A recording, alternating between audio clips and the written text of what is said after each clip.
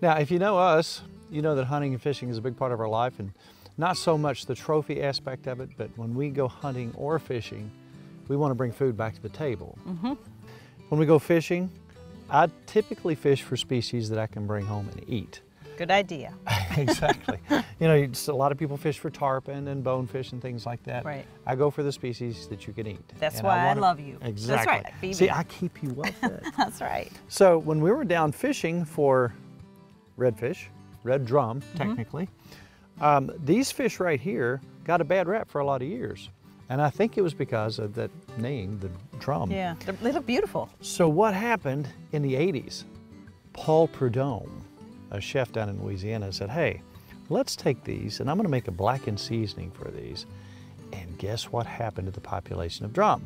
Disappeared.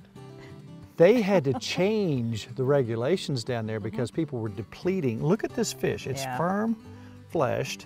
It is beautiful. It is not fishy. It has a sweet taste. It doesn't taste like, you know, a junk fish. They found out that it's a wonderful, beautiful fish. Next thing you know, people were trying to catch him and eat him just like us. The real problem here was not to catch a 27-inch fish, which is a keeper.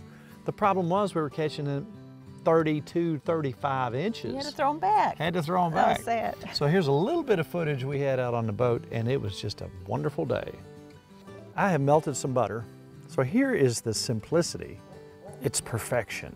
If you've never blackened fish, and this is the perfect fish, I think, to blacken. You can do this with striper, you can do this with any firm flesh fish, but I think this is probably the best species to use blackened seasoning. I'm gonna be very liberal with this.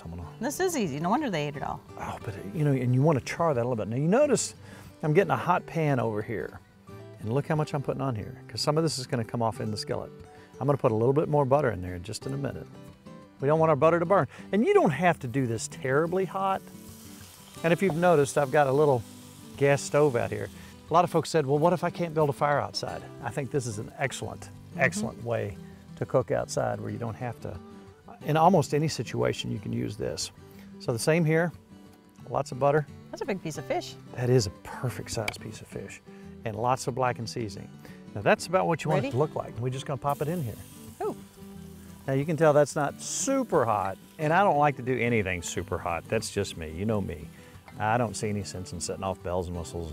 What we're ultimately going for is about 145 degrees here, which is our fish deal.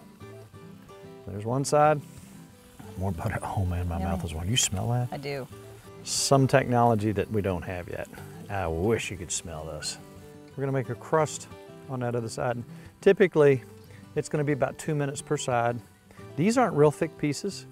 These are trimmed up nicely. We've got all the red meat out there for the most part. So about 2 minutes per side. Cooking outside, there's nothing like it. And the one reason I really like this, oh look at that, just nice. Look at that. The one reason I really like this fish, because if you notice when I flipped that over, it didn't come apart. It's a firm, firm fish. We got more in the freezer. Oh, I'm so happy.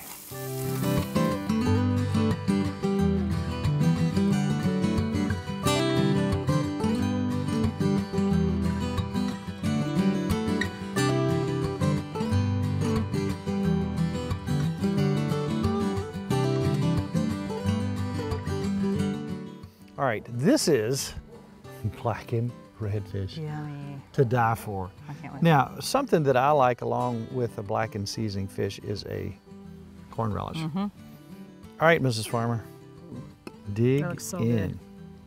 Oh, wow. That's nice and peppery. That fish is amazing.